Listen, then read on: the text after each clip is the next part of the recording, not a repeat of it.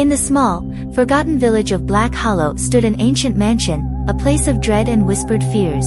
No one dared to venture near it after sunset. The locals called it the Cursed Manor, for those who entered never returned the same. If they returned at all, legends spoke of the house's dark past. 2 centuries ago, it belonged to Lord Edwin Graves, a wealthy nobleman with a sinister obsession, necromancy. It was said that he conducted forbidden rituals in the basement, trying to summon spirits from beyond the veil. One night, his experiments went terribly wrong. A vengeful entity was unleashed, slaughtering everyone inside the mansion, including Lord Graves himself. Since then, the house stood abandoned, yet no one could escape the feeling that something still lurked within. Jake, Sam, and Rachel were college students obsessed with ghost hunting. When they heard about the Cursed Manor, they couldn't resist the temptation to explore it. Despite the villagers' desperate warnings, they decided to spend a night inside. Ghosts are just myths, Jake scoffed as they approached the towering gates. A cold wind howled through the trees, as if the forest itself was warning them to turn back. Sam pushed the rusted gate open with a loud creak. The mansion loomed ahead, its windows like hollow eyes staring into their souls. With hesitant steps, they entered. The interior was coated in dust, the air thick with the scent of decay. Their flashlight beams flickered, casting eerie shadows on the crumbling walls. The old wooden staircase creaked under their weight as they explored the upper floors. Then, they heard it. A whisper. "Leave now, or suffer." Rachel froze. "Did you hear that?" Jake laughed nervously. "Just the wind." But the whispers grew louder. They came from everywhere and nowhere at once. Suddenly, the temperature plummeted.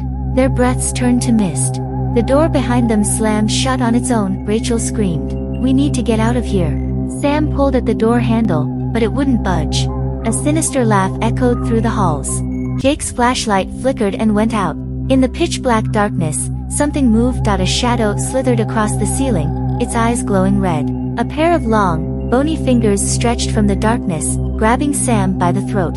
He gasped, choking as unseen hands lifted him off the ground. Rachel and Jake watched in horror as Sam's body convulsed violently. His eyes rolled back, and he let out an inhuman scream. When he spoke again, it was not his voice. "You should not have come here." Sam's body twisted unnaturally, his limbs bending at impossible angles. He turned his head 180 degrees and grinned at them with jagged teeth. Rachel grabbed Jake's arm. "Run!"